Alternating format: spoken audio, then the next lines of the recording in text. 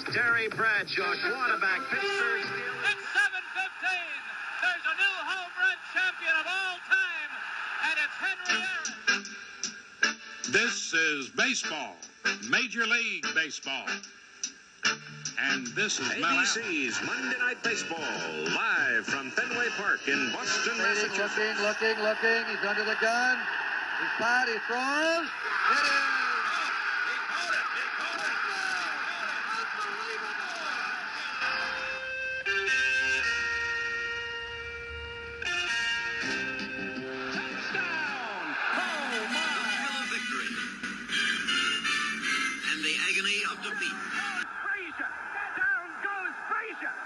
Hey everyone, welcome to the January 13th, 1975 episode of the Past Star Prime podcast. I'm Scott Johnson, got Bill and Mark here again. What's up, guys? How you doing? Doing great. Yeah. Good. Mark, what sweatshirt are you wearing? My Nosferatu sweatshirt. I've already seen the movie twice, and it's only been out, 5 days? Yeah, at this pace, you'll see it, 147 times. Yeah. A good movie. It's a good movie. Yeah. And I expect to be compensated by Robert Eggers. Yeah, it is. It's better than you think. I mean, it's not, it's sort of a psychological horror in a lot of ways too. It's a good movie. How horror-y is it? There's some scene. I wouldn't call it. Not many scarier movies out there. I wouldn't call it. Yeah, not many. It's a slow burn. A lot of the scary movies are now just graphic movies. This is more, he's there and he's doing his stuff, but you're not, his appearance is scary. Uh-huh. That's the, and what is he, a monster? Yeah, it was the first Dracula film ever made, but they couldn't get permission from Bram Stoker's widow. So they changed the names of the characters, but it was so blatantly obvious what they were doing in 1922. They got sued anyway. And they were supposed to destroy all the prints, which they did, unfortunately. And then it became a silent movie classic. Gotcha. Hey, on the cover of the Sports Illustrated from 50 years ago, an athlete that, Bill, I think you tried to get him as a guest, but no luck, right? Yeah, no luck. I've been searching for him. He's somewhere. I don't know where. He's gone away. Yeah, he certainly has. Bill Tilden, one of the greatest tennis players ever. But maybe because he's been dead 70 plus years. Yeah, thank you. He died in 1953. So thanks for ruining it, Mark. No go. Nosferatu. He could be Nosferatu. Yeah, thanks for ruining it, Mark. Just like with the Titanic. We'll have more on Mr. Tilden in a little bit, including Mark, who saw Tilden win the U.S. Open for the 7th time back in 1929. So that's right. That was a good one, right. Mark. You picked a good one. Let's start with a guy who was pretty well known back in the day, but I hadn't thought of in years. And that is a quick little article on an artist by the name of Leroy Neiman. You guys remember him? Yeah. Oh, yeah. He's a sports guy. Great mustache. Great mustache. And I want to say Rocky really made him, I don't want to say famous. Well, I think it's at the end of Rocky 3. That's right. Yeah, when Carl Weathers and Stallone, have no one's going to see our third fight together, and it kind of freezes into a painting at the end. Yeah, what favor? Yeah, his paintings are all real colorful. Right. Ding, ding. Ding, ding. That's right. Yeah, his paintings were very colorful, lots of, swish pan, if you will. And, I just remember him being around a lot of events. Obviously, he's I assume passed a long time ago, but he was a big part of the sports world for a while there. Hey, Mark, we got a book review about a movie. It's a review of a book that would become a movie. That became a movie. Tell us about it. Well, so the critic Jonathan Yarley did a review of the book Black Sunday, which is about a terrorism plot at the Super Bowl, and he actually called the book a bore. The reviewer did, which I found interesting. But then they made it a movie. So, they made a movie less than a year later. It came out and it had a big cast, Bruce Stern, Robert Shaw, they're going to crash the blimp into the Super Bowl. But what's so interesting is that the NFL gave him permission to go shoot at the Super Bowl. And this was Super Bowl 10 between the Cowboys and Steelers, the first time they met. I believe it was in Miami. And Robert Shaw's running up and down the stands, like looking for a terrorist or whatever. He's like running near the field, and they're just letting him run wherever he wants, and because back then, I guess they really weren't worried so much about security at the Super Bowl. No, no, but unfortunately, a different world now. Yeah. That wouldn't happen. So Super Bowl 10. So that's going to be next year's Super Bowl. Yes. Yeah. That's right. No. Yeah. No. Yes. Yeah. That'll be next because we're about to do the Steelers and Vikings, and the That's following year it was the Steelers and Cowboys. correct. Anything from the scorecard jump out at you, Billy? It's sort of a big deal now in NHL, and it's getting there in the NBA. It's called plus minus. Back in Oh, yeah. 1974, but back in 1974, it was first introduced in the WHA. Give you a little idea what plus minus is. If a team scores 28 goals during the minutes when a player is on the ice, regardless of who is on the ice with them, it gives up a goal. That means you get a minus. If your team scores a goal, you get a plus.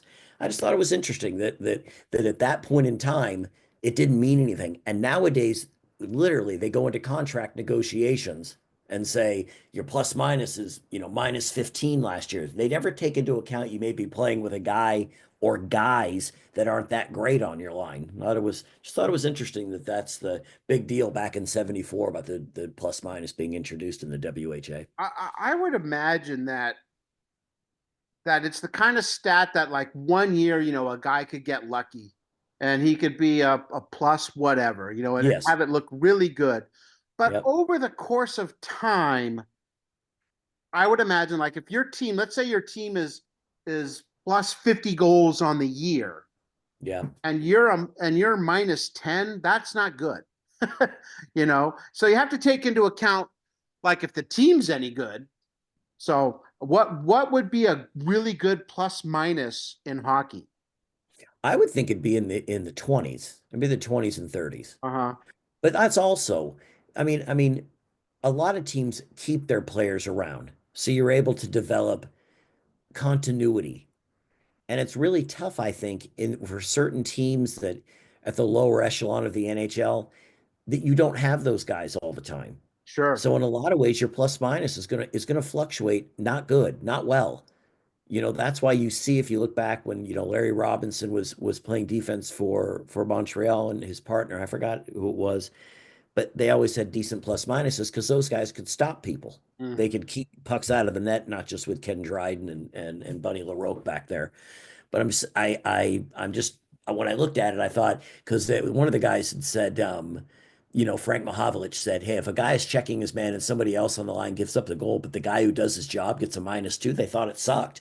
And yeah, but I knew that Drew Doughty a few years ago was 25, and it was like, oh, a plus 25, and it was like, oh man, that's a great plus minus. Drew Doughty's a great, defenseman. What they do now is they don't use this in baseball or football, but in basketball, plus minus is big. You'll see them talk about, Yeah. the Lakers were plus 23 when this player was on the court or whatever. Right. Exactly. But you think going in to get your contract, and me and Scott go in, and he goes, and Scott's getting dinged because he's minus 18, and he's going, but you put me on with Bill, man. He doesn't come back. And remember, at least in hockey, you've got to have forwards that come back and back check. Yeah.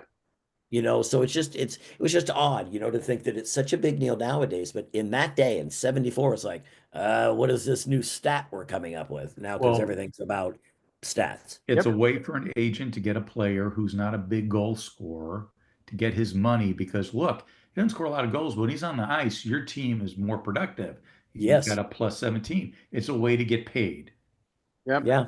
Unless it's a bad plus minus. Yes. Then the agent's not talking about it at all. No, not talking It's funny, about it. that's not on that subject, but when I bartended, they did sort of a plus minus thing. They would tell you when you came in at one of the casinos in Vegas what business does when you work. They would be able to tell you. So if you were minus, like, oh, business went down 8% every shift you work, but every really? shift you work, it goes up. Yeah, they would tell you. I guess it's in every job field if now. it kept going down. That's true. I would imagine that in that regard, Billy, even though you're a bad plus minus with me, you were probably a good plus minus there.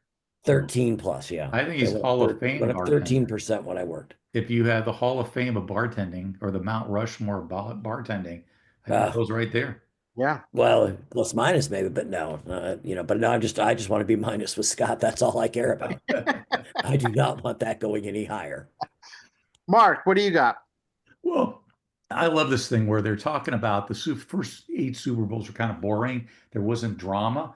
And if you look back at the 50 plus Super Bowls we've had, maybe 20% or 15% of the games have actually been good. A lot more recently. Right. But in the beginning, the games were kind of, there wasn't any drama. So when they came up, they were talking about, well, maybe you should make it a 2 out of 3. And then a former NFL player, John McAnally, who was known as Johnny Blood, said, why don't we just have a 3-game playoff no matter what? And even if Team A has won the first 2 games, you still play Game 3 because you make Game 3 a $1 million payoff to the winning team, winner take all.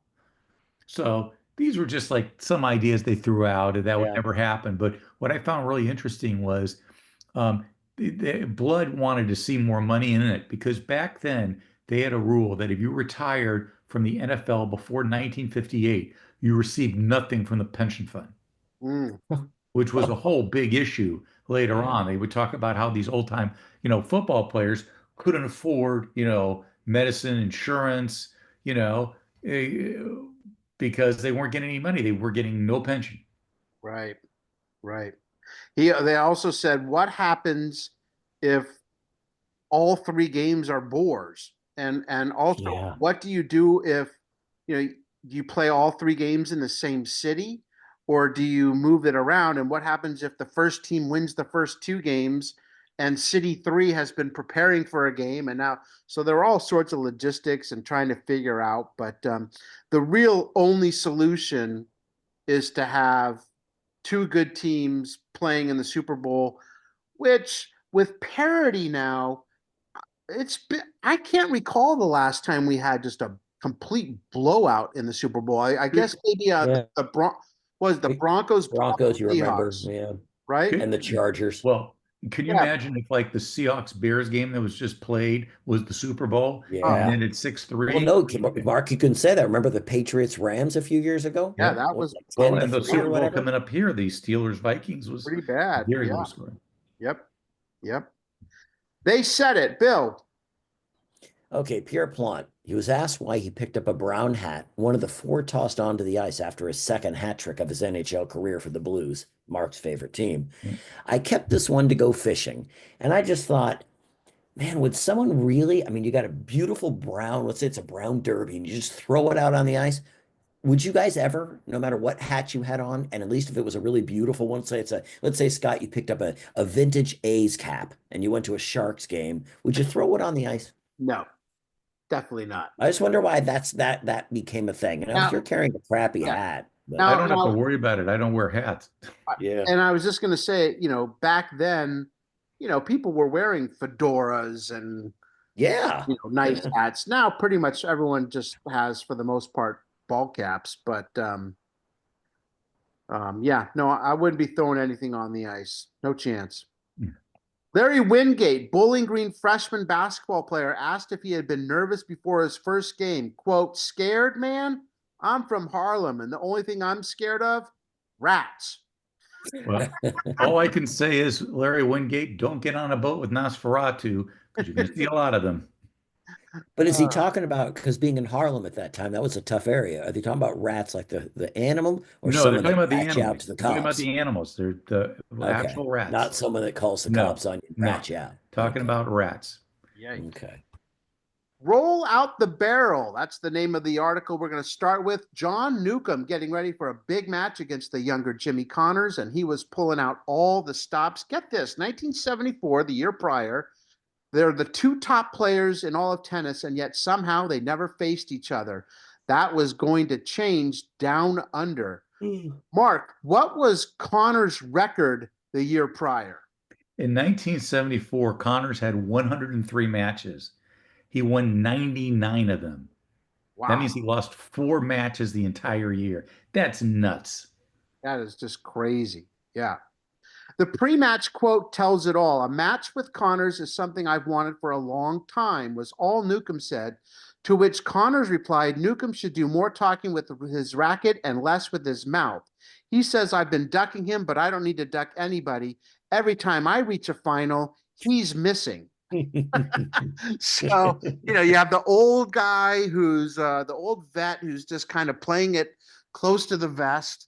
And Connors never one to shy away from saying anything, basically calling him out. But coming into the Aussie Open, the question was not whether Connors would get in the finals, but who he would face in the finals. And he didn't disappoint. He blows past everyone. Newcomb struggled, limps into the finals to face the brash younger Connors, and then it's a dramatic 4-set match. Newcomb, the home country favorite, wins the final set 7-6 in a tiebreak 9-7. Some say it's the best match of Newcomb's career, and he really goes out on a high note, doesn't he, Bill?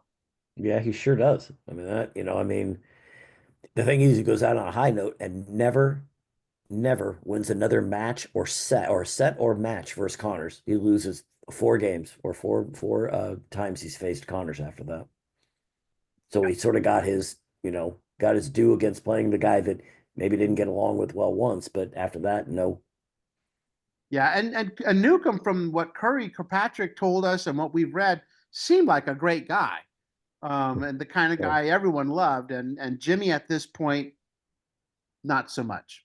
Yeah, we tried to get John Newcomb. Just didn't work out. No, Bill Tilden said, do not go on that show. Exactly. Well, exactly. Since one thing I noticed about John Newcomb, and since I can't shut up about Nosferatu, Scott, if you really want to know what the vampire looks like in the movie, the mustache that John Newcomb has in that Aussie win, very similar to the one that Count Orlok is wearing in the movie. Doesn't have the rotting skin. John Newcomb's a handsome man, but the mustache, kind of close. All right. No rotting skin. Keep that in mind, people. Next up, mile-high nuggets of pure gold. Larry Brown is coaching in Denver. One of his first coaching jobs, maybe the second coaching job of his career. He had to have had at least a dozen by the time he wrapped up his Hall of Fame career. And the team is playing as well as their coach is dressing. Mark, I know you have to comment on the picture of Larry Brown. Well, first of all, this is an image I remember to this day.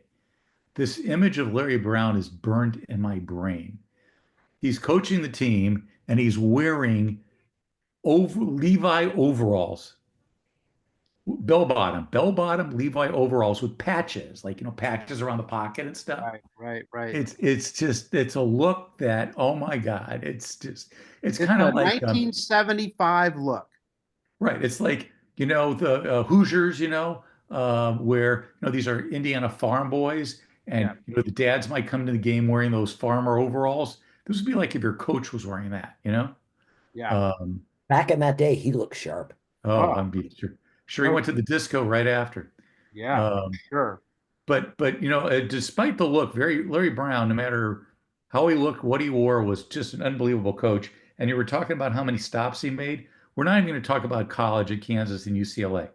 These are the professional teams he's coached. Yeah.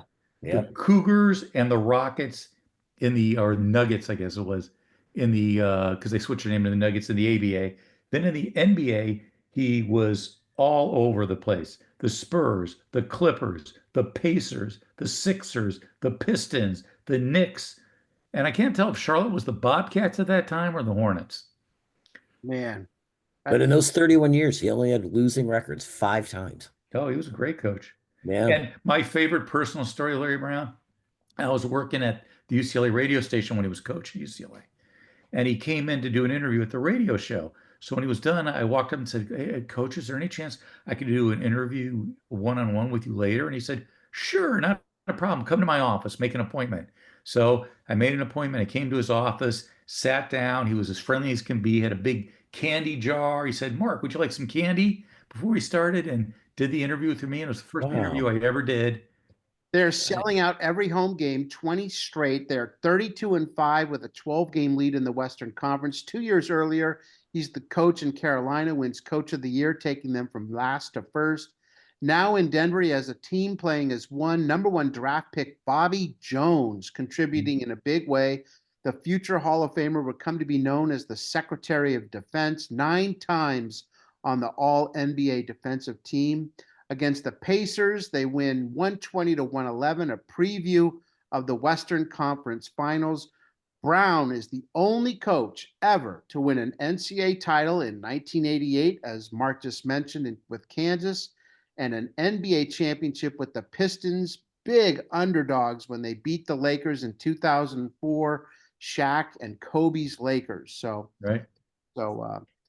just one of the all-time greats, enshrined into the Basketball Hall of Fame in 2002.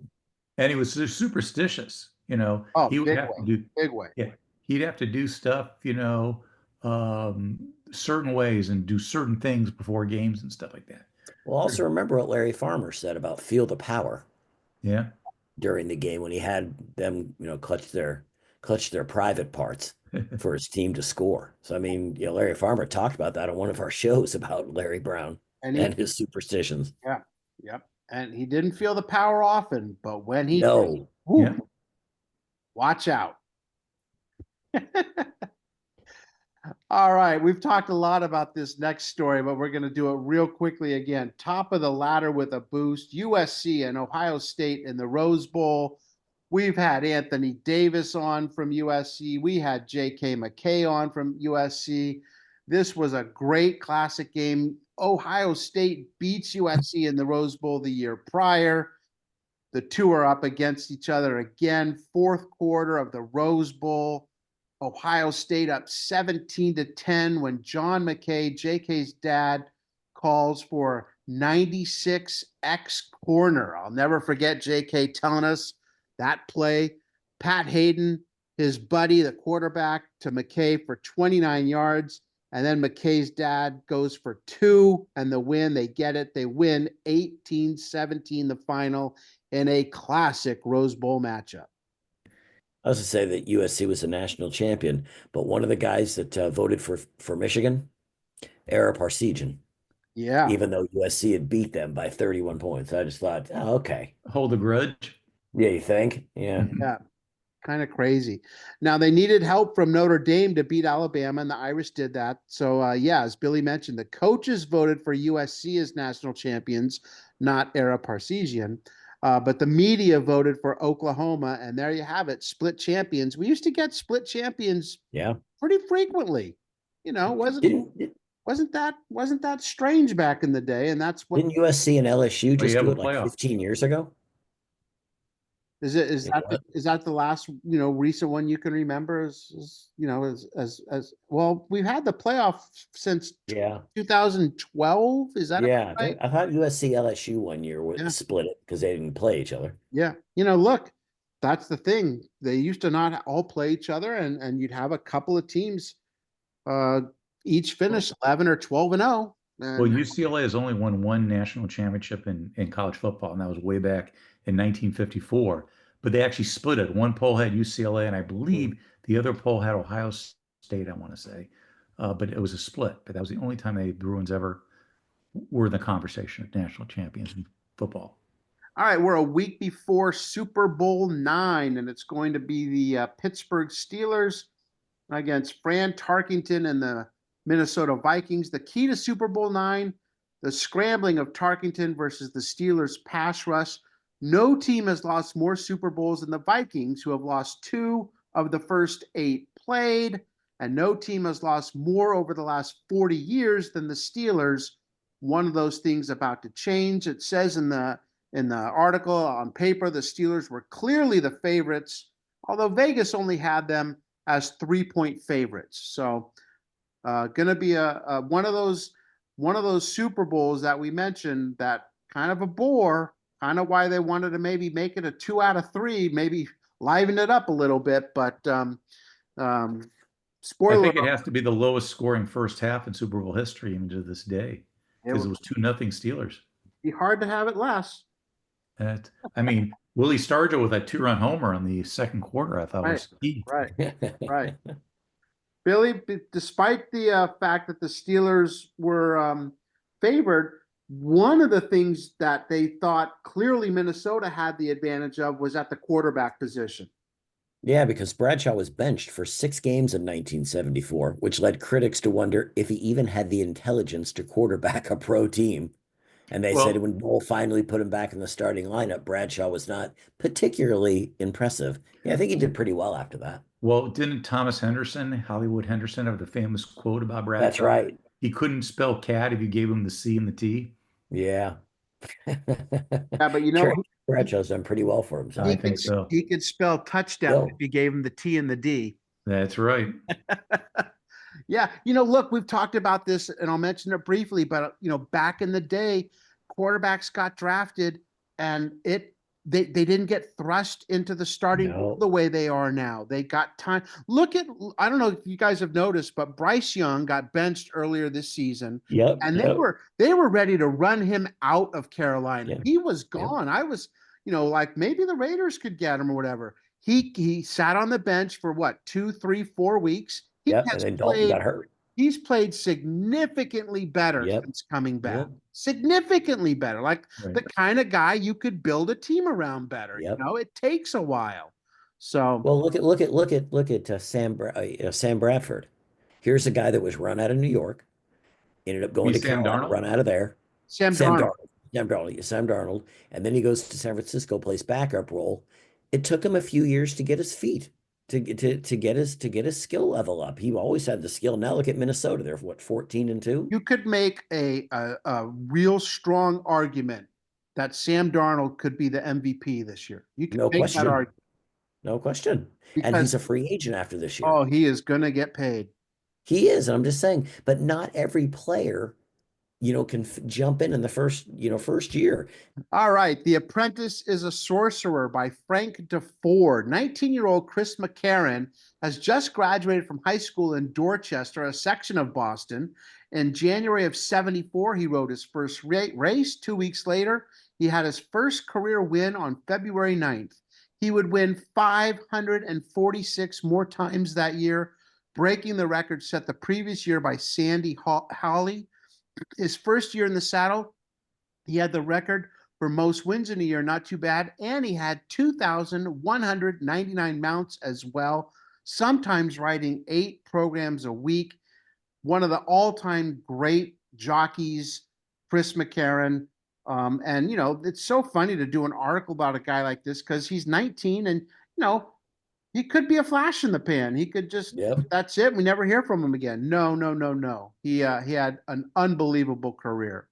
And I think that the record, he had the record, he set the record at the time. And I think, is it Kent DeSormo is the only one to ever have since then? That is more wins than a year. McCarron is an apprentice, which basically means that the rider is young and inexperienced, between the ages of 16 to 25 and less than 40 winners in the first 2 years. Get this.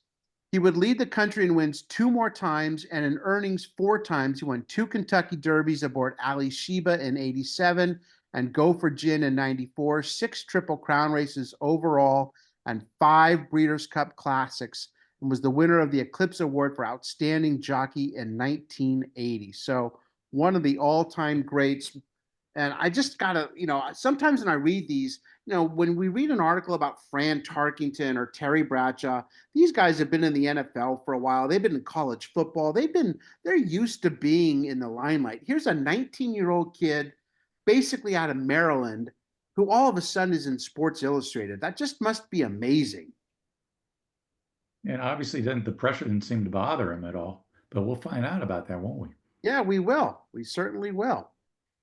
His 7,141 wins is 7th all time, and his career earnings are 10th at just under, are you sitting down? Just under $264 million.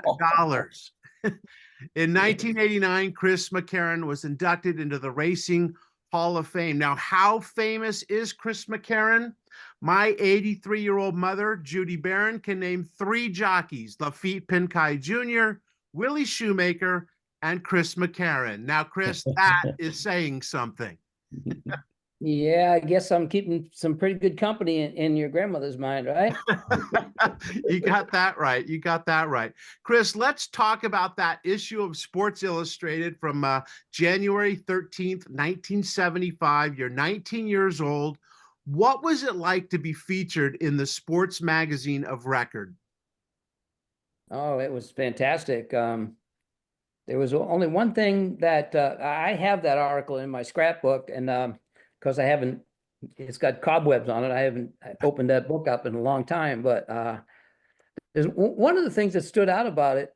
First of all, I was incredibly flattered to have someone with the notoriety and fame of Frank Deford write that article.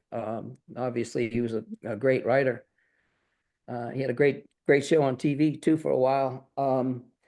But he kept referring to me as Chrissy, and I can't remember exactly how that came about, because there was only one jockey in the jocks room in Maryland that called me Chrissy. That was Leroy Moyers, and I don't like Chrissy. My mother told me, don't ever let anybody call you. Your name is Chris or Christopher. It's not Chrissy. That's a girl's name.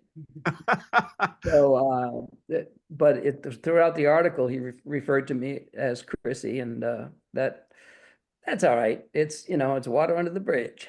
Yes, yes. I had never heard anyone refer to you as that. Chris Everett, yes. Chris McCarron, no. Yeah, as a matter of fact, there was one other person during my career who referred to me as Chrissy, and that was Marge Everett. She owned Hollywood Park for many years, and she had a habit of calling me Chrissy, but I liked Marge, and I had a lot of respect for her. I never did correct her, so I just let it fly. Ah. Hey, that 1974 season was a magical one for you. You get your first win of your career on the 9th of February. So we're talking on 5 weeks into the year. It's the first of 547 wins for that year, a record at the time. You just lived in the winner's circle, didn't you? It's not supposed to be that easy, is it? No, I apparently not. It's funny. A very dear friend of mine lives here in Lexington, Kentucky as well. It's Sandy Hawley. He's the gentleman who broke Shoemaker's record, which stood for 20 some years, 485, and that was in 1973, the year before I started riding. And I happened to be at the track the day that Sandy broke Shoe's record, and I was behind the winner's circle in the crowd, and I kept leaping, knowing that I just witnessed history in the making. I kept leaping up, trying to get my face in the photo behind the winner's circle, but that was unsuccessful. But I was in the picture 12 months later, so that was more important. And it's funny, when Sandy and I get together quite often, and whenever we meet somebody new, Sandy will say, I broke Shoemaker's record, which stood for over 20 years. And man, I thought I was going to have a record for 20 years. And this guy comes along and breaks it the very next year. And I just look at him, I shrugged my shoulders and said, it was easy. Hey, so Chris, in all these years of racing, was there one venue that was your favorite or surface that you enjoyed riding on the most? Yeah, I enjoyed Santa Anita the most because of the beauty of the setting there. I don't know where everybody else lives, but I know Scott lives in Pasadena, right? That's correct. So yes. you get to see those beautiful, majestic mountains on a daily basis. And the facility is really nice. It's top class. The jockey's room is really nice. The barn area is laid out well. It's got it's got the main track, the turf course, and then the inner training track. So there's a lot of different things that trainers can do, both training wise and racing. And I really enjoyed the variety of races that they have. They've got the 6.5 down the hill in the grass. They used to run a lot of 1 3/4 races. They don't do that so much anymore. But Santa Anita is top class, and that was my favorite track to ride at. Now, Chris, I want to go back a bit. The one thing in the Deford article, he talked about that there was a time you were terrified to get on a horse. How do you get over that? And what's it like to be on a horse? What kind of mental focus do you need? That's absolutely true, that I was afraid. And that fear basically stemmed from the fact that when Greg first started, when he first got a job, it was at Suffolk Downs in Boston, for Odie Cleland, who was both of our mentor. And Greg got a leg up on a horse while Odie was out on the track. He was not supposed to be doing this because he had no riding experience either. Neither one of us grew up around horses. Greg wanted to be a basketball player. I wanted to be a hockey player, but neither one of us were any good. So actually, Greg could play some ball. But so long story short, Greg got kicked in the face and it shattered his orbital bone. He spent about, I don't know, 3 or 4 weeks Mass General Hospital. And my mother and father, who were not really in favor of Greg getting a job at the racetrack, they didn't have the most impressive visual of a racetrack. But as soon as Greg was healed, he went right back to work, and he started getting on horses about a year after that. And so Greg got me a job as a hot walker between my junior and senior year in high school, which was 1971, at Rockingham Park in Salem, New Hampshire. And I walked horses for Odie for about 2 months. And just a few days before I was scheduled to go back to school and finish high school, Odie said, "I want you to get on this filly over here." I'll never forget her name. She was owned by Peter Fuller of Dancer's Image fame. Peter Fuller was a pretty big guy in Boston, and her name was You Picked a Beauty. And she was the kindest, sweetest 2-year-old filly in the barn. She wouldn't hurt a flea. And so I got a leg up on her, and I just kind of froze, because we had a lot of 2-year-olds in the barn that summer. And 2-year-olds can be rather green. They do a lot of things wrong until they learn how to do it the right way. And so when my butt hit the saddle, Odie saw the fear in my face, and he just said, "Get off her, boy." And when he said, "Get off her, boy," I thought, uh-oh, he sees something that she's going to do. I don't see it, but he does. So I just kind of froze, and he pulled me off her.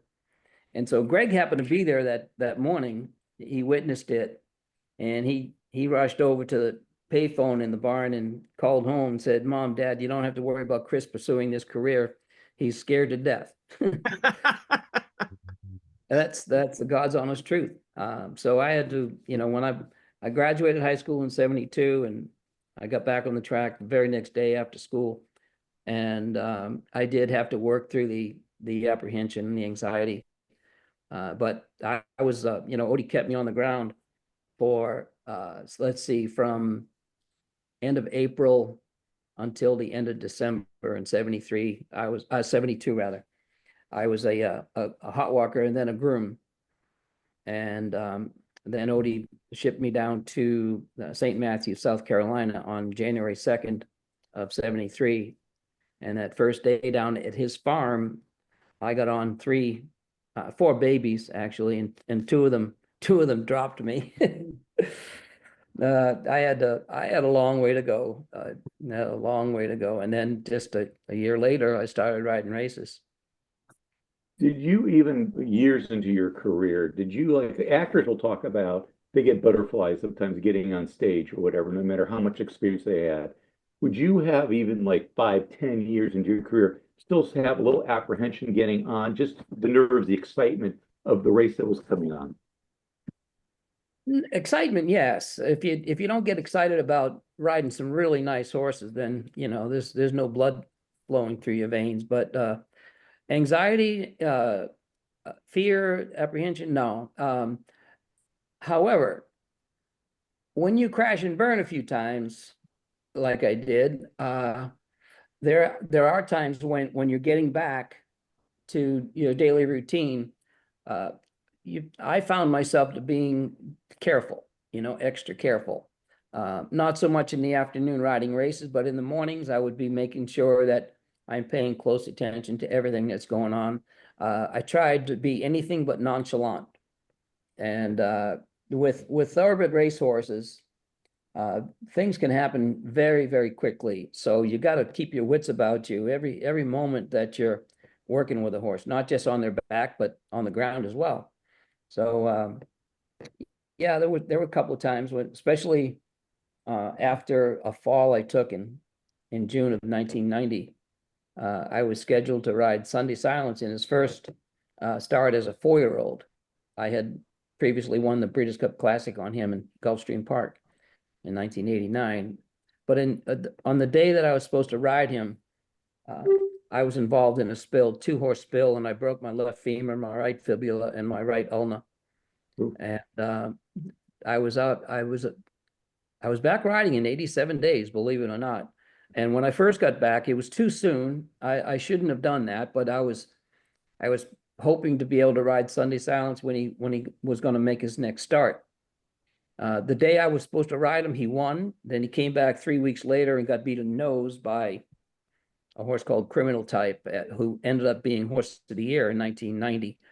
And there was going to be a match race between Sunday Silence and Easy Goer sometime later that year. And I wanted to make sure I was going to get myself back in shape. So I called my doctor and said, Dan, what's the quickest way I can get back? And this was only 3 weeks after the accident. And so he said, well, first thing I want you to do is get in your pool with water up to your chest and just do some slow walking. It's virtual, almost non-weight bearing exercise. So I did that. And from there, I just progressed with the rehab and getting back fit and everything. And like I said, I was back riding in 87 days. Sunday Silence never did run again. He got hurt, and so did the Easy Goer. He won a couple big races up at Saratoga that summer, but that match race never materialized. I know what you're talking about in terms of what happens on a horse, and this may be a bit odd. How do you develop a relationship or a trust with a horse, or can you do that in such a minimal period of time? It's difficult to do that. It's probably impossible to do it when, if you're only going to ride a horse one time. If I have never, and this happened a lot, I'm sure it happened thousands of times that I walked into the paddock and this first time I ever set eyes on the horse.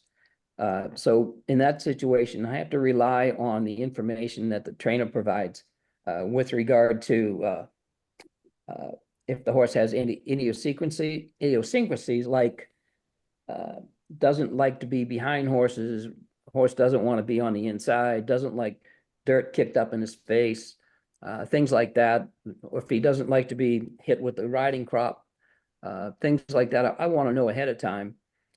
But there were many, many times, again, probably thousands of times, that I got to ride a horse numerous times, and each and every time I would try to further my relationship with that horse, further the bond that I could develop with a horse. That I found it to be very important to do so. One of the things that I learned early on is, a happy horse is a productive horse, and my goal, other than the end goal of winning races, my goal was to have that horse be happier with me on his back as opposed to someone else. Mm. And I was able to have a lot of success doing that. You sure were. We're talking to Hall of Fame jockey Chris McCarron. Chris, you mentioned that you came west to Santa Anita in the 70s. You're part of possibly the greatest collection of jockeys at one time in racing history in Southern California in the 70s. Bill Shoemaker, Lafitte Pincay, Eddie De La Houssaye, Gary Stevens, Kent DeSormo, Sandy Hawley, Pat Valenzuela, Alex Solis. I mean, it's really a who's who of great jockeys from back in the day. What was it like for you to ride in California during that famous era? I felt like I was going to Harvard University every single day. or since I'm from Boston, I should pronounce that correctly, Harvard. Felt like I was going to Harvard University every day. To be able to have the opportunity to ride with Shoemaker and Lafitte it was phenomenal. And it being young and eager, my brain was a sponge when it came to, watching these guys ride, not just while I'm going down the backstretch next to them, but watching the replays intently after each and every race, and have the opportunity to stand shoulder to shoulder with Shu and Lafitte and Eddie and Gary and Fernando Toro. There were 12 jockeys in those colonies that when I was riding back then that are now in the Hall of Fame. So that was, now you can see why I call it Harvard University. They're all brilliant. They're all great athletes. They're all dedicated to their craft. And I just had to watch, listen, and learn. Chris, you once said, I read a quote that said, you cannot name another professional sport in which the athletes have not had coaches teaching them for much of their life. I guess what you're saying is about the closest thing you had was this group of men teaching a young Chris McCarron the ways of the world when it came to, horse racing. That's a good point. And it's funny that something magical and not necessarily beneficial happens. The veteran riders are always willing to answer questions and help you as during your formative stages, but something happens when you start winning. When you start being very competitive with them on a daily basis, they're not as free to share their knowledge with you. I might ask Shu a question like, I've been riding that horse and I couldn't get that horse to change leads in the stretch, and I saw you do it. And how'd you do it? And he would say, none of your business, McCarron. He was a great man. He was a great man. He was my middle daughter's godfather. We were very good friends.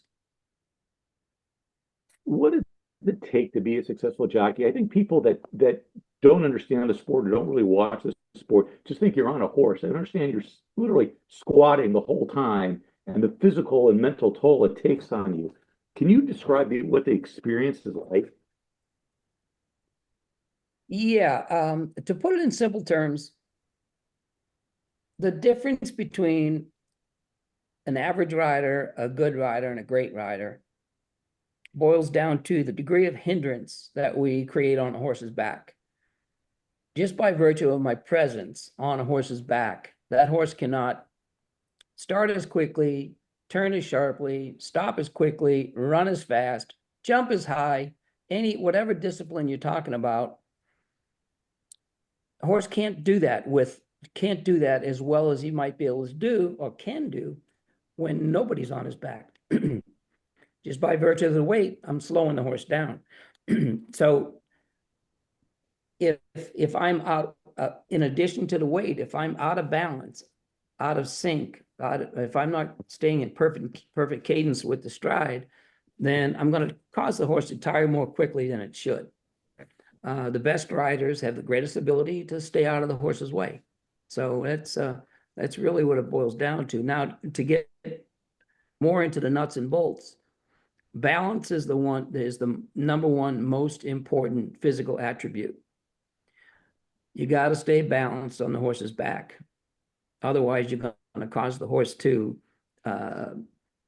shorten stride or get off balance himself. You want to keep the horse balanced all the time while it's running at 40 miles an hour. The athletic ability required to complete that task is tremendous. It's when you think about it, there's 330 million people in the country. Yeah. There are about 1,200 licensed jockeys in the United States, of which about 800 ride regularly. The other 400 you know, they're either at the end of their career not riding much, or the beginning of the career they're not riding much, or they just don't have a great deal of talent and they're not riding much. So when you think about 330 million people, I don't know what percentage 800 is of that, but it's minuscule. That is, to me, one of the most amazing things about my profession. We're all very good athletes. We all have great hand-eye coordination. We all have great deal of strength in our lower body, especially our legs and our back, our torso. We have to be in optimum physical condition to be able to perform on a daily basis. And then on top of that, you have to throw in the courage. You got to throw in the fact that jockeys are very brave individuals. I was just going to say, and the fact that you're talking about that when you're riding the horse in a race, you are so close to the next guy and next horse. That's amazing. When I've watched the races and I see, man, you just look like you could just reach over and touch the next horse. What is that like when you're riding on a track and you're all cramped in just a small tight space as you're trying to go around a corner? It's awesome. That's what it's like. It's awesome. It's exhilarating, you know, especially when you're sitting in behind a wall of horses in front of you, and you've got a ton, you have a ton of horse under you, and you're just waiting for the right moment to pull the trigger. And when you do pull the trigger, the horse accelerates and runs on and becomes real competitive down through the stretch. It's a feeling that's second to none, really. It's very fulfilling, you know, and obviously rewarding, monetarily rewarding, and psychologically rewarding as well. So in 1987, what does it feel like? What is that feeling of winning a Kentucky Derby, or you're winning the Kentucky Derby? I watch it every year. Everything I said times 10. Yeah, winning the Derby for the first time. I had finished second twice in 83 and 86. I finished second twice. So I got close. And when Alysheba turned into the stretch and he was full of run, he had to overcome a pretty bad stumble. The horse on the lead, Bet Twice, had ducked out in front of us up at the head of the stretch, and Alysheba clipped his heels and stumbled. It's funny that he was such a great athlete, so agile, that he was able to get up and go on and pass Bet Twice for the victory. And I remember Jim McKay asking me the question in the winner's circle on ABC the next day. Right after the race. And he said, "What was going through your mind when Alysheba stumbled like that? You know, did it scare you?" I said, I didn't have time to be scared, Jim. I said, all I thought was, like, get up. You only got one horse left to go by. Let's go. And he did. So it was just amazing. And when you gallop back after the race to the throngs of people screaming and cheering, and when you get back to around the turn, the clubhouse turn at Churchill, and people see that you're on the winner there, and here comes the winner, it just erupts. The crowd erupts, and it's a feeling like nothing else.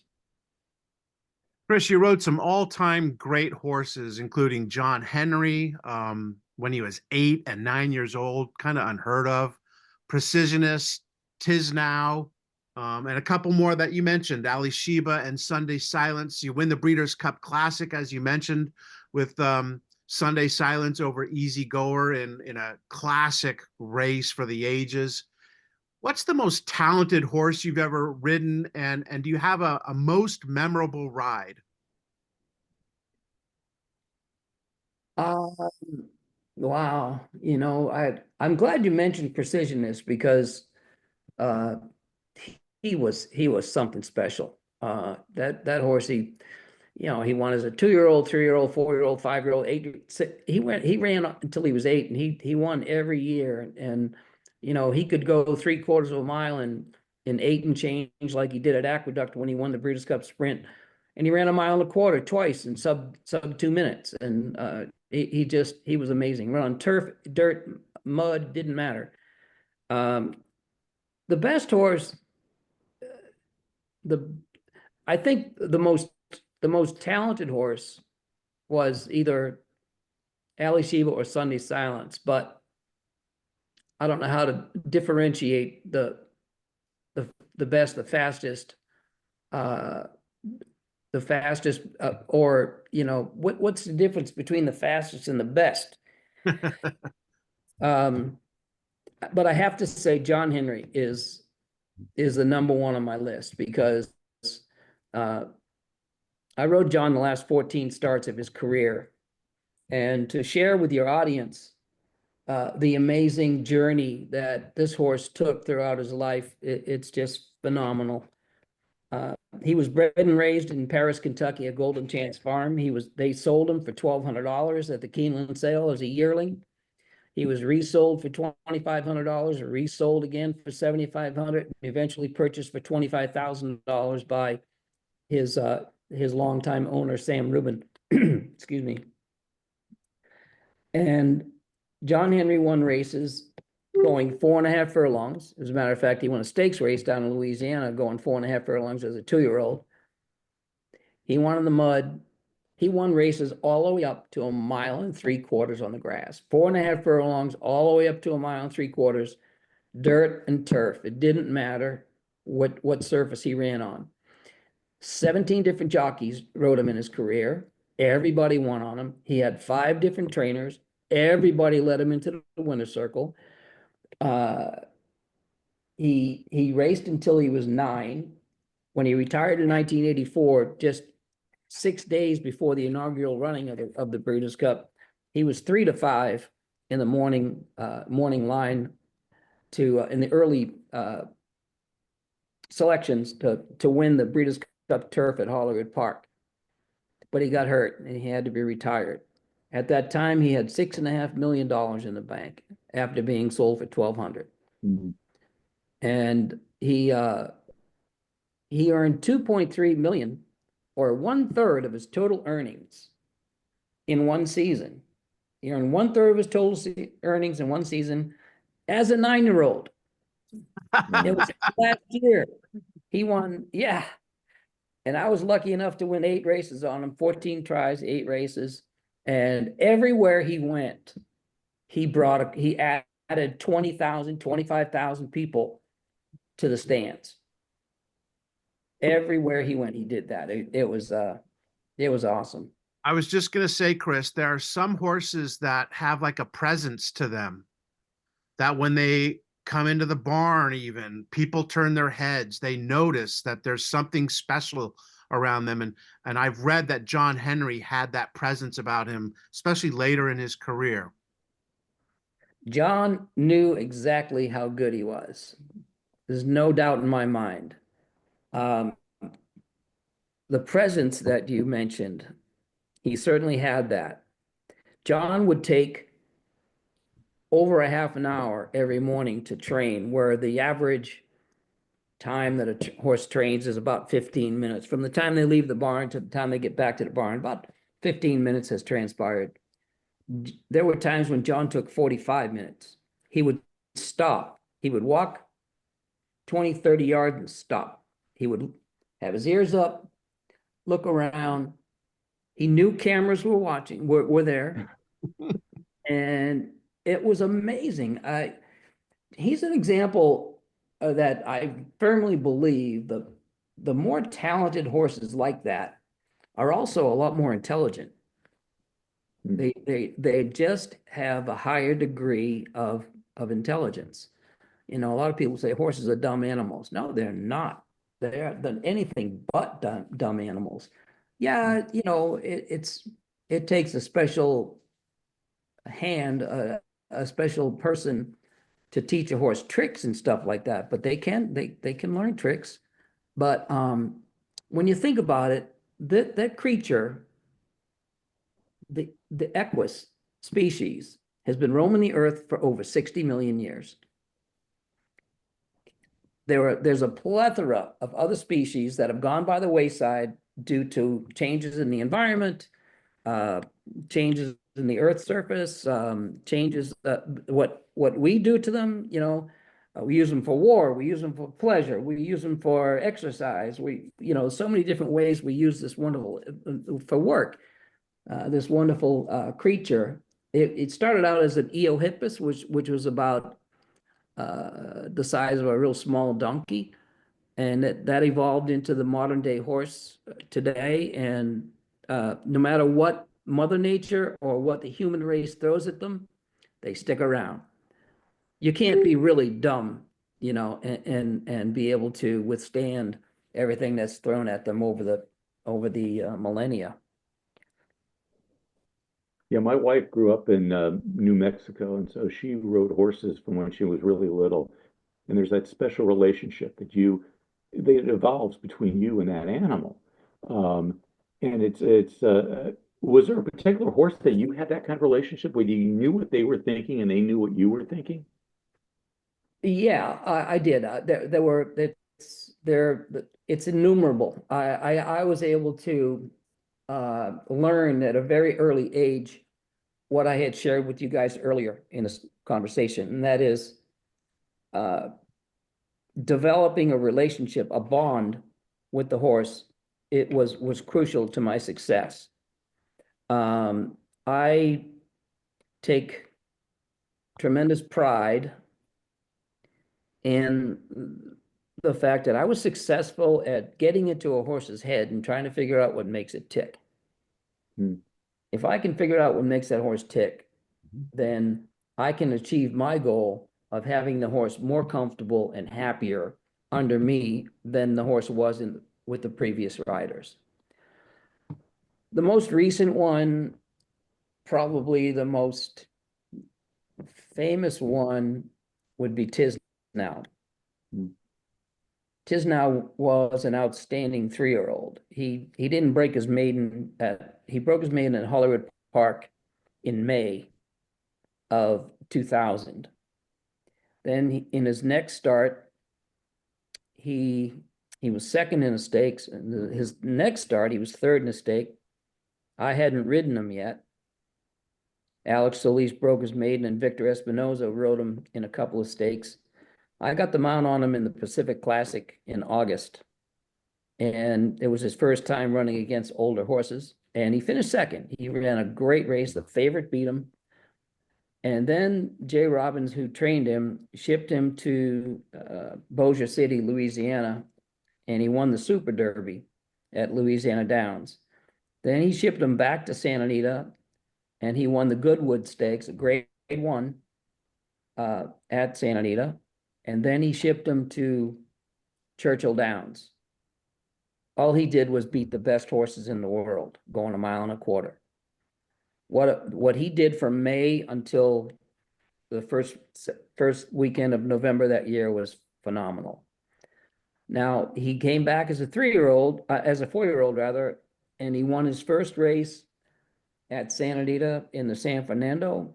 Then he came back about a month later. He won the Big Cap, the most prestigious race other than the Derby at Santa Anita.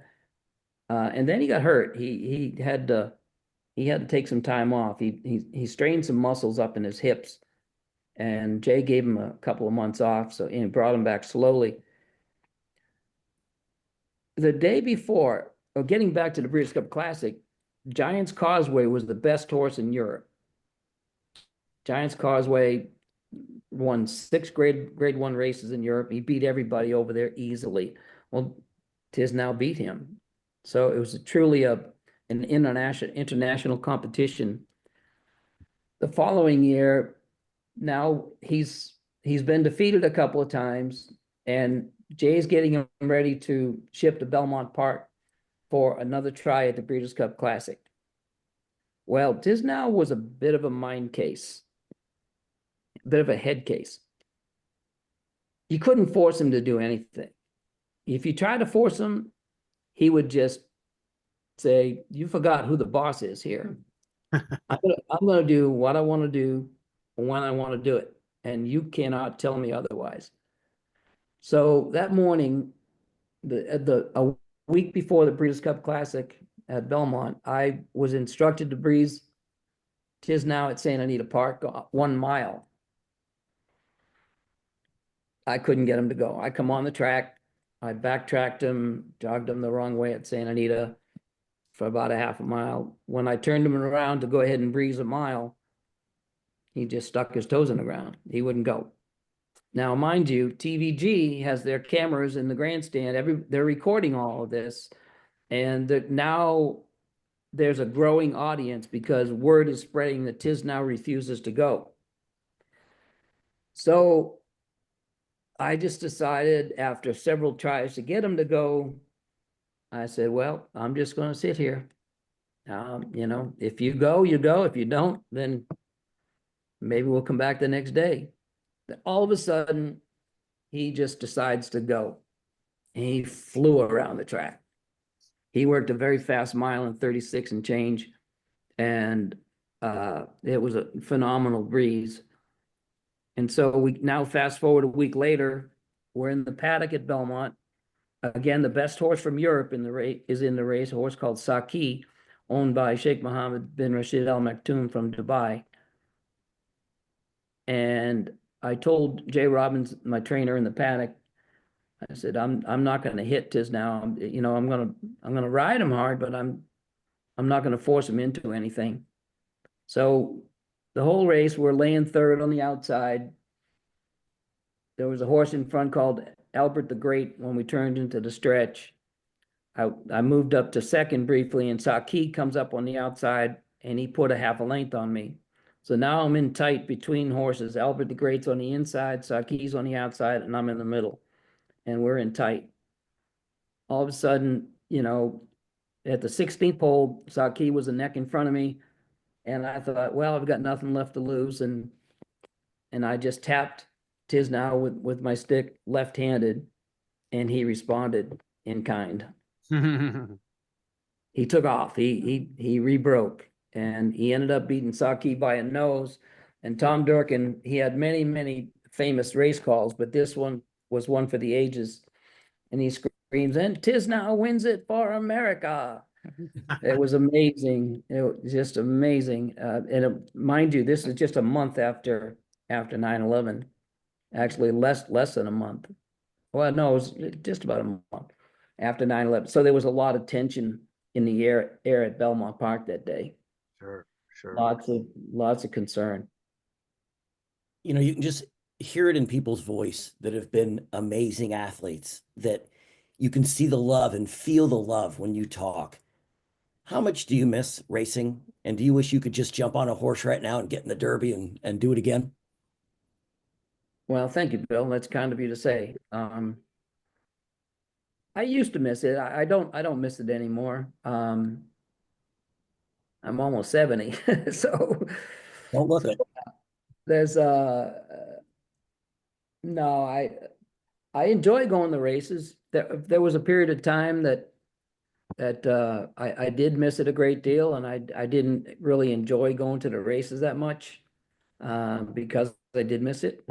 But those feelings have waned. I don't miss it anymore. What I do like to do now is criticize. All right, well, you're talking to the right group. Exactly. What was he thinking? Why didn't he just go through that hole? You know? It's a lot easier. Oh yeah, armchair jockeying is as a piece of cake. Chris, we're talking about 50 years ago and your career and all the great rides. Where is your concern right now when it comes to the world of horse racing today and in its future?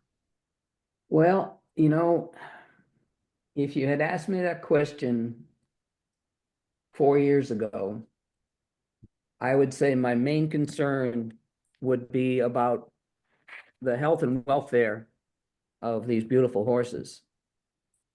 I made several trips to Washington, D.C., walking the halls of Congress, trying to get legislators to come on board the HISA bill. HISA stands for Horse Racing Integrity and Safety Act. President Trump signed that in December of 2020. And once that act was passed, once that bill was passed and it became an act, it started again, it's HISA, Horse Racing Integrity and Safety Authority. They've been tasked with the responsibility of getting rid of medication in racing and training. We went for a long period of time where the fatality rate from breakdowns was off the charts. It's plummeted, and it's solely attributable to the Horse Racing Integrity and Safety Authority. So now that that's been accomplished, I would say my major concern for racing today would be the competition for the entertainment dollar. Several racetracks around the country are actually racinos, where the purses that the horses run for are augmented by the revenue generated from gaming. There are a lot of racetracks that have gone by the wayside because of the competition for the entertainment dollar. They just couldn't compete with lotteries that go over $1 billion. With a lot of states have gaming now, and it's a very, very difficult and contentious atmosphere for racing. The track where I broke my maiden, it was Bowie Race Course. It closed in 1985. The track where I won my last race was Hollywood Park, and it's now SoFi Stadium. Yep. A lot of tracks are closing. When I was a kid in New England, growing up in Boston, we had 15 racetracks. There's none left. So my concern is that this will snowball, and the tracks are going to continue to close, and it's going to put a lot of people out of business. That's going to put a lot of people out of work. When you think about just one racetrack requires employees that are working for trainers. It requires all the people that work on the front side, which is in the grandstand area, the mutual workers, the restaurant workers, the janitors, the parking lot guys, you name it. And then it extends from there. Blacksmiths, veterinarians, the feed man, the farmers who are raising the oats and the hay and the straw. The peripheral industry, the peripheral business due to the industry is huge. So my concern is that more racetracks are going to close, and that's not a good thing. So, Chris, we have a segment on the show, a trivia question called 50-50. You get a 50% chance of getting this question right, true or false. Pretty easy. So you got kind of dabbled a little bit in the entertainment industry. You were an advisor in Seabiscuit, but you also appeared in a 1982 episode of Quincy as Tommy Canfield. So my trivia question for you, true or false? Yes. Did Jack Klugman, the star of Quincy, actually own a horse that competed in the Kentucky Derby? Absolutely true. I knew you'd figured you'd have to answer His that name question. Yep. was Jacqueline Klugman, and the reason Jack named him Jacqueline is because right after the foal was born, they thought it was a filly. They called him and said, you got a beautiful filly. And he said, okay, his name is going to be Jacqueline Klugman. There was such a faux pas that he decided to leave it. Instead, he was going to name it Jack Klugman. But yeah, he was third in the Derby. Yeah. But I rode him later in his 3-year-old and 4-year-old seasons, and he was a nice horse. He could really run. Very good. One of the reasons the 70s when we were kids was such a great time for sports was because tennis and boxing and skiing and IndyCar racing, there were so many other sports to choose from than just your traditional sports that seem to dominate now, and none more so than horse racing. And Chris McCarron, you were in the middle of it all. Thanks for saddling up and joining us today on the Past Our Prime podcast. We really enjoyed your time. Well, thank you so much for having me. I had a blast, and yeah, wish you guys all the best. Thank you. You're the best. Thank you. Thank you. One of the all-time greats, Chris McCarron, and he proved it again today. All right, we're heading down the stretch here on the Pop Podcast. Mark, what's going on in college hoops? Well, the NC State, which won the championship the year before, actually finally loses a game to Wake Forest. According to Sports Illustrated, snapped a 36-game winning streak, but I think it was 34. I might be wrong on that. I'm not going to question Sports Illustrated. But they lost 83-78 to Wake Forest. And this is before Wake Forest had the Tim Duncan era. And, Wake Forest has had some, really good basketball players that have gone through the program. You can't win them all. And they end up ending that streak. And they would lose, 5 more times, I believe, that year. And obviously not make it back to the finals. Billy, what else you got? Just picture this. Okay. The DePaul's leading Marquette 60-59 with 18 seconds left in the game. The Marquette inbounds the ball, but they actually toss it out of bounds with 9 seconds to go. So it looks like DePaul's got the win, right? No. Both officials' views were blocked when the ball went astray, and it was awarded to back to Marquette. They inbounded the ball, and Jerry Holman tipped in a missed shot for the decisive points with 4 seconds remaining, and Marquette wins. Man. So that was they called it the screen out the refs play. That's amazing. I was watching a game. No replay. I was no replay at that time. Yeah.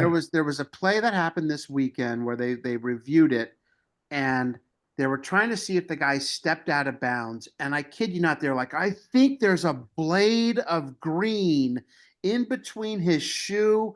They're just getting down to like literally, a millimeter. And here's a ball that was thrown clearly out of bounds. Out of bounds. Yep. The entire stadium's arena saw it, other than the two referees. Yep. And the thing is, then obviously the other team wins. You had DePaul, just to think of that. What did they say? That what is it? Ron Meyer said he can't wait to see him. A few weeks later, and Frank McGuire was like, I don't really want to go there, because they knew they got away with it. Right. Too funny. All right, we would be remiss not to discuss the guy on the cover of the magazine. Hero with a Tragic Flaw, it's called. It's written by Frank Deford. I don't think we've done that where we haven't talked about the cover, and I don't plan on doing it, but this is a tough one because tennis great Bill Tilden died in 1953, which is actually right around when Babe Ruth died. So we have done that before, but we talked about Babe at length. In fact, had Stephen Lang on, who played the Babe, and then we had his granddaughter Linda Ruth on. So we talked about him a lot, but it's been over 20 years since the issue date of this magazine, and now 70 years since his death. He had all the wins, 14 majors, as I mentioned earlier, 7 U.S. Opens, where Mark got him to autograph his program. Yep. That program is still in Mark's garage. Tilden won Wimbledon in 1920, and his dominance began. He didn't lose a match at the U.S. Open or Wimbledon or in Davis Cup play for the next 6 years. He was tennis. He did it in style, viral and athletic. They said he was like a swashbuckling pirate, but he was also gay. Deford writes, he was the proudest of men and the saddest, pitifully alone and shy, but never so happy as when he carried his rackets into the limelight or walked into a room and took it over. He had many talents, but tennis was one he excelled at. Yet at the age of 60, he died in his room near Hollywood and Vine, a penniless ex-con, scorned or forgotten, and alone as always, Deford writes. So a great tennis player. The tragic flaw. Now that might be something they would have written in 1974. I'm not so sure they'd be as sympathetic or now, because that flaw, like I said to you guys before we started, was not that he cursed a lot or that he smelled.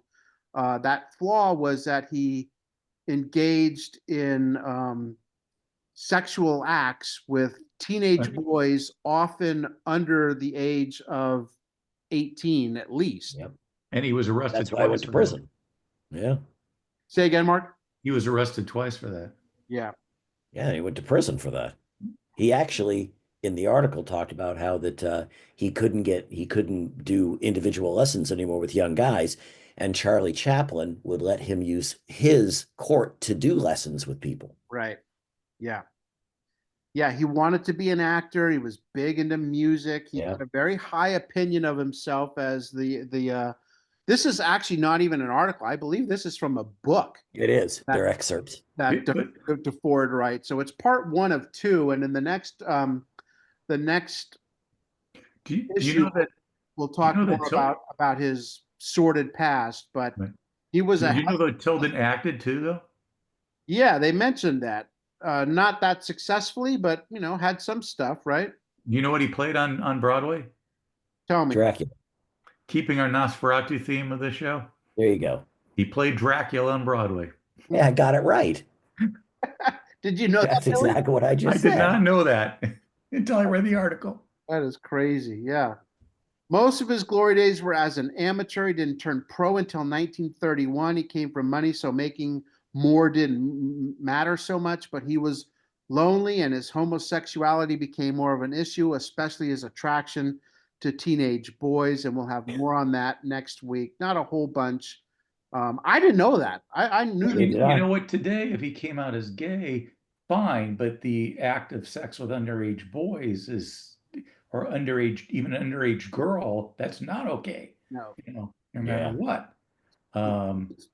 It's bizarre that it was kind of like you mentioned, it was kind of known that he was doing this stuff, or at least. But he taught young guys, but it wasn't those kids, the ones that he was doing that with. He was doing with other people, other young guys he would find. He always treated his students, they said young boys, really well. Yeah. All right, let's wrap this up. For the record, Mark, what do you got? Oh, there's so many good stories for the record. One is, Swan Nader, who played for the Spurs at that time, was a backup to Bill Walton at UCLA, but he was a really good player. Yeah. And I remember I was in Wooden's home one time doing an interview, and Swan actually called to check up on the coach at the time. But he had 27 rebounds in a game for the Spurs, so he was a really good player. He just was always living in Walton's shadow, but he had a long career in professional basketball. He certainly did. Yeah. Right. And the other quick story I wanted to mention was Catfish Hunter signing a 5-year, $3.75 million contract, which at that time was the highest. He became the highest paid player in baseball. Think of that. A guy making what, like $800,000 a year, less than $800,000 a year? $750,000. What that is. I mean, think about that. You know what the minimum Catfish Hunter, you know what Juan Soto's going to make this year? You know what the minimum salary in baseball in 2024? $765. $740. There you go. Wow. Yep. Damn. That was the most 50 years ago. Yeah. Times have changed, don't you think? Yep. And changing more all the time. Yeah. Billy, what about Jack Pardee? Jack Pardee, I'll make it quick. He when he coached the USFL, he installed the run and shoot with Jim Kelly. But it was when he went to the Houston Cougars, a school I ended up going to. He produced the first ever African-American quarterback to win the Heisman Trophy in Andre Ware. And then he became the first college team in NCAA history to have 1,000 total yards in a single game, racking up over 1,000 yards while they beat SMU 95-21. Wow. He was a good coach. Yeah, he was an offensive-minded dude. The run and shoot, right? Wasn't that? Yeah, that's it. That's it.